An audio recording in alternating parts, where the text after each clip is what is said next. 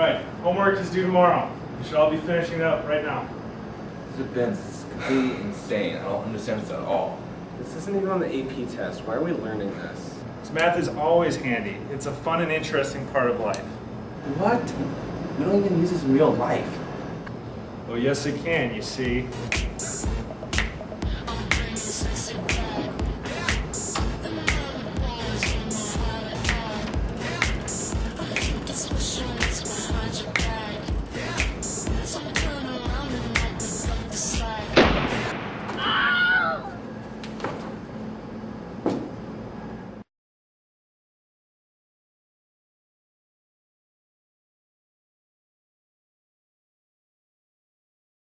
Single homicide, 1 dead, 3 injured, 0 witnesses.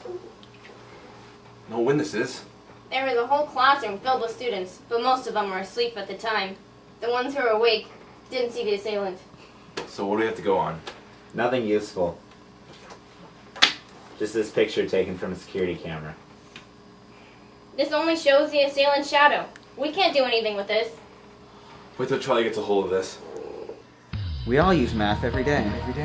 To predict weather, and tell time, to handle money, to integrate complex functions, and find the positive limit of an equation as it approaches infinity, to rotate a 2-dimensional shape around an axis to form a 3-dimensional solid, to find the change in volume of a right triangular pyramid as the radius increases at a constant rate, and differentiate a logarithmic formula, and find the extreme of a given equation, both relative and absolute, and calculate the instantaneous velocity of a constantly accelerating particle, to find the optimal dimensions of a garden so as to achieve maximum area with given perimeters, and solve crime.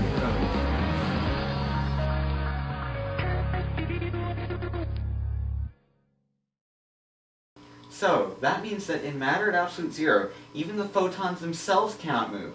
Thus, an object would be invisible. Not necessarily. I've seen several studies from the University of Chicago indicating that even at absolute zero, photons are capable of self-perpetuating motion regardless of the energy level of their outside environment. Ah, but laboratory tests have never been able to conclusively determine that absolute zero is an attainable temperature. Thus, how can we speculate upon the nature of photons in such a state? To be so young and full of yourself. Though I'm only 10 years your senior. Hey! Are you guys done yet? Wait, this is important. Oh, Charles, who am I to restrict you from your obligations to the FBI? I've been here for 2 hours. There's a cold dinner waiting for us back at headquarters. Don't worry, Charles. We'll be able to continue this conversation near the end of the episode, right before you have a touching moment with your father and brother. See you then. So, we have a picture of the assailant's shadow.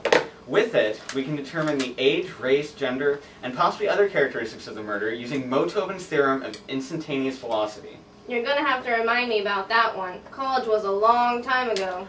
Well, it's like 2 people playing air hockey. Though the puck's movements may appear unpredictable and erratic, they are actually continuous and the direct result of only a handful of impulses. Motoven's theory of instantaneous velocity states that if we know the puck's position at a single point in time, we can accurately predict its movements within a 30-second time interval. So, we should graph the assailant's position over a 30-second interval, then rotate it around the axis. So then, working out the integral. So, I heard you're having some corrective nasal surgery later this week. Yeah, but don't get your hopes up. This is the 5th one. Maybe if this one actually works, I'll finally be able to get a boyfriend. Wait, weren't you going out with Charlie's mathematician friend, Larry? My point exactly. Guys, focus. Charlie's almost done. Okay, so using this algorithm, we can see that the murderer is a white male, 49 years old, 6'5", weighs 210 pounds, and drives a blue Mazda 3. He lives at 4732 Chesternut Grove.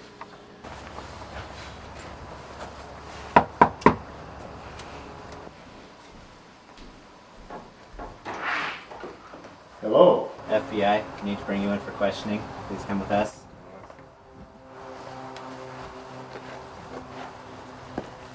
Good God, this stuff is fascinating. Man.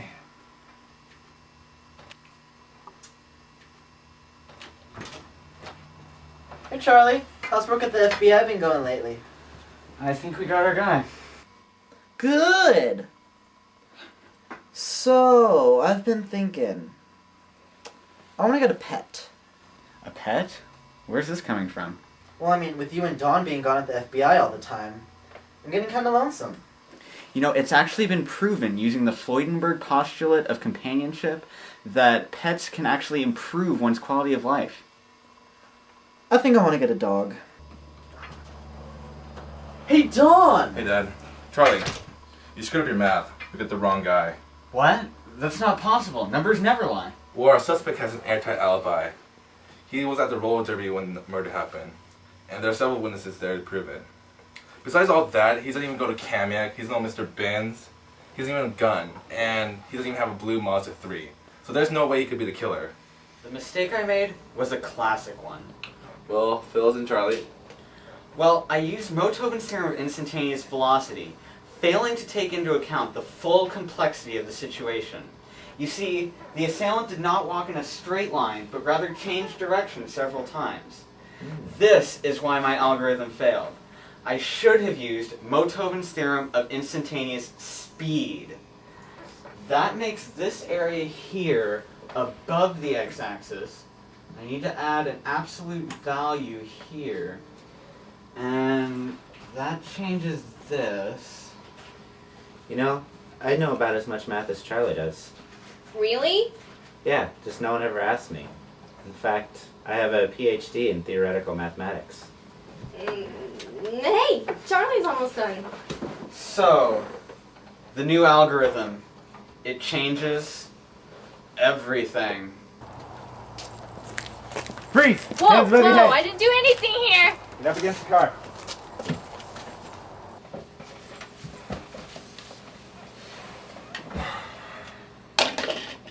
So why'd you do it? It was my final math project. You see, I don't really like reading books, and I didn't feel like doing a video.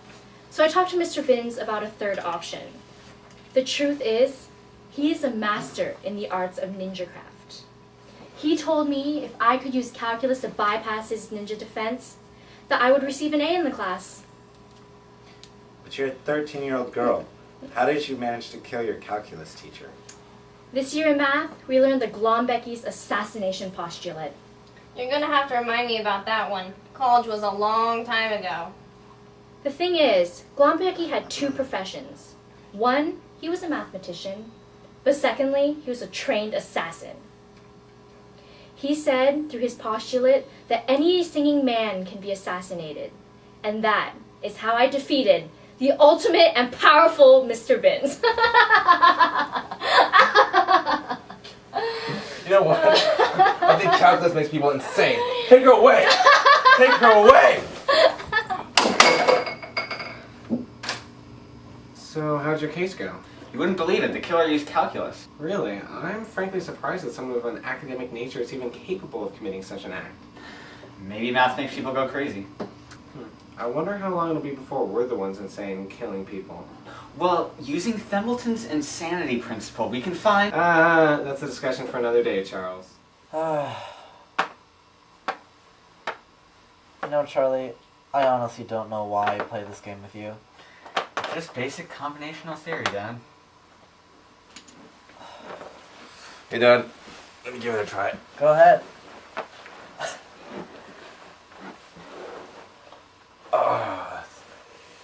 You know, I don't really need you guys. Oh yeah? What's that? Because somebody got a dog today. Come on, Andy! Come on, Andy! Andy. Anna Jones.